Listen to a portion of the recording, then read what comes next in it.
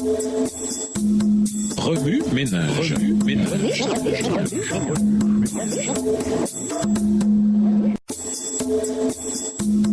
Remue ménage.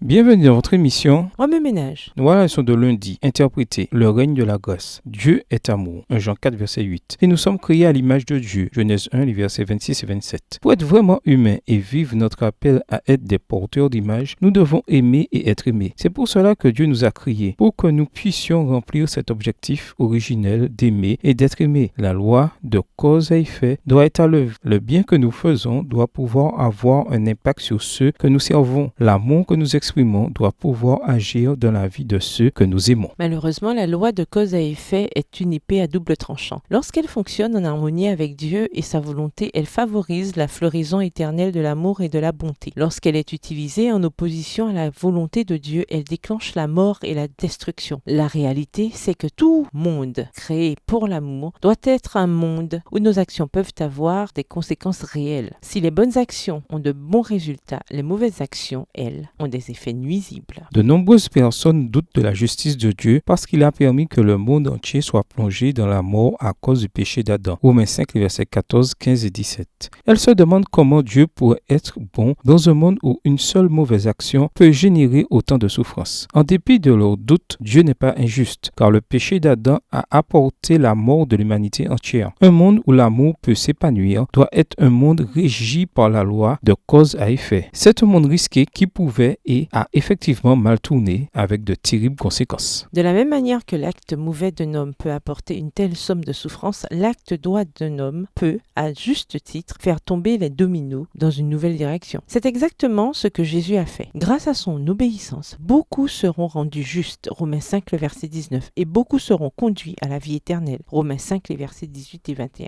Avez-vous déjà fait une rétrospective de votre vie? Vous êtes-vous dit, je fais une erreur après l'autre, mes péchés se multiplient à un rythme tel que jamais je n'en viendrai à bout? C'est le règne du péché qui exerce sa domination dans votre vie. Et le règne du péché mène à la mort, Romains 5, verset 21. Heureusement, Jésus est intervenu. Il a fait une nouvelle réalité par sa mort et sa résurrection. Grâce à lui, là où le péché abonde, la grâce surabonde, Romains 5, verset 20. La grâce de Jésus est plus grande que tous nos péchés. Tout comme le péché a régné dans la mort, la grâce peut régner par la justice et mener à la vie éternelle, Romains 5, verset 21. Lorsque nous mettons notre foi en Jésus, nous recevons le don de la justice et cela déclenche le règne de la grâce dans notre vie. Remue ménage. Après avoir regardé votre texte écrit à noter, quels éclairages particuliers vos notes semblent-elles indiquer dans l'ensemble? Quelles questions émergent après l'étude de ce passage? Quelle partie du passage trouvez-vous difficile? Quels autres principes et conclusions découvrez-vous? Comment l'idée selon laquelle Dieu est injuste fait-elle précisément de lui l'être le plus juste de tous? Au revoir. Et à demain si Dieu veut.